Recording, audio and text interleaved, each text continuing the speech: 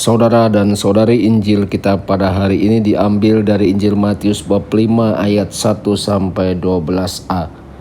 Sekali peristiwa ketika melihat banyak orang yang datang, Yesus mendaki lereng sebuah bukit. Setelah ia duduk, datanglah murid-muridnya. Lalu Yesus pun mulai berbicara dan mengajar mereka, katanya, "Berbahagialah orang yang miskin di hadapan Allah, karena merekalah yang empunya kerajaan surga. Berbahagialah orang yang berduka cita, karena mereka akan dihibur. Berbahagialah orang yang lemah lembut, karena mereka akan memiliki bumi. Berbahagialah orang yang lapar dan haus akan kebenaran, karena mereka akan dipuaskan. Berbahagialah orang yang murah hati, karena mereka akan beroleh kemurahan. Berbahagialah orang yang suci hatinya, karena mereka akan melihat Allah. Berbahagialah orang yang membawa damai, karena mereka akan disebut anak-anak Allah. Berbahagialah orang yang dianiaya demi kebenaran, karena merekalah yang empunya kerajaan surga. Berbahagialah kamu jika demi aku kamu dicela dan dianiaya, dan kepadamu difitnahkan segala yang jahat. Bersukacita dan bergembiralah, karena besarlah ganjaranmu di surga." Demikianlah sabda Tuhan. Terpujilah Kristus.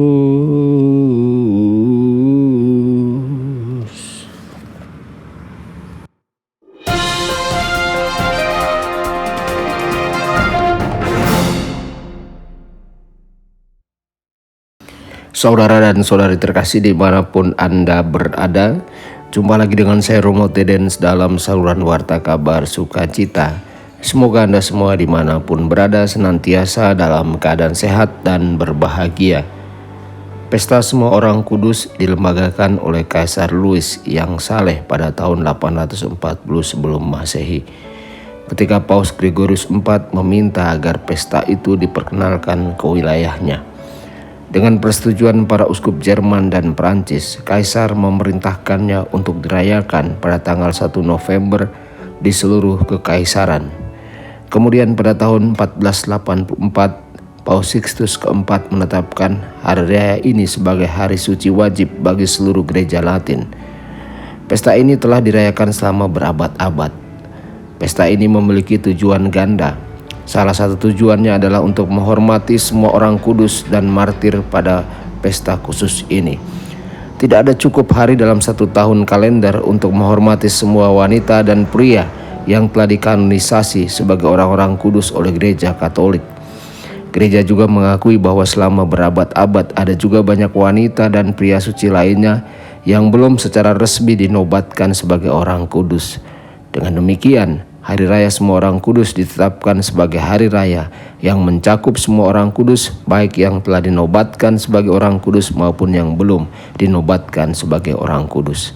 Saudara-saudari, Injil yang dipilih untuk hari raya ini adalah Sabda Bahagia. Sabda Bahagia ini sangatlah tepat. Matius menulis, ketika Yesus melihat kumpulan orang banyak, Yesus naik ke atas sebuah bukit. Seperti biasa, murid-murid Yesus mengikutinya. Yesus kemudian mulai mengajar mereka. Dia berkata, "Berbahagialah orang yang miskin di hadapan Allah, karena merekalah yang empunya kerajaan Allah." Kemudian Yesus melanjutkan menyebutkan 7 sabda bahagia lainnya. Saudara-saudari, pada pesta Semua Orang Kudus ini semoga kita mengingat dan bersyukur atas banyak pribadi dalam hidup kita yang setiap hari yang menghayati sabda bahagia. Pria dan wanita, orang-orang kudus, memasukkan dalam kehidupan sehari-hari mereka ajaran Yesus ini.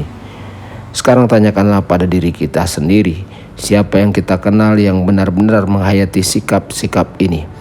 Apakah kita secara sadar berusaha untuk menghayati dan mewujudkan sabda bahagia dalam kehidupan kita sehari-hari? Hari ini saya mengundang Anda untuk memilih satu sikap untuk diwujudkan secara sadar di hari ini. Di penghujung hari ini, luangkanlah waktu dan renungkanlah hari-hari Anda. Apakah hari ini berbeda dari hari biasa lainnya? Apa yang Anda perhatikan? Siapa yang Anda perhatikan? Apakah Anda kadang-kadang merasakan kehadiran Yesus bersama Anda? Tuhan Yesus memberkati dan menyertai Anda semua. Sabda Allah adalah kebenaran. Sabda Allah adalah kehidupan.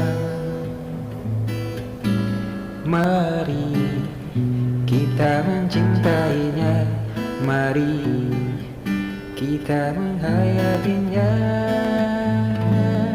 ya Tuhan yang ku muliakan.